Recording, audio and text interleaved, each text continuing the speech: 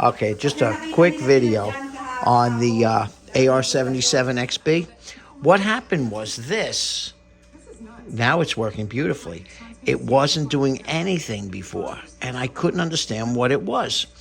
So I just figured I'd make this video. I figured out how to solve the lifting arm. You turn the needle all the way to the side, get it past the record so it doesn't hurt anything, okay?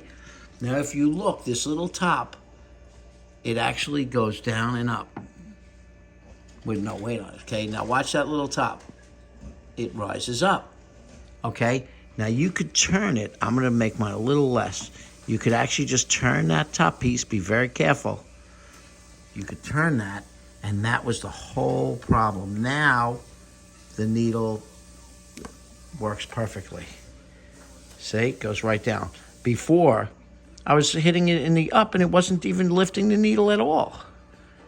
Now it's perfect. So there's a little knob right there. You just turn that little knob and you could adjust your lifting height. So I hope that helped anybody out with that problem, but you know what? It drove me crazy for a little while.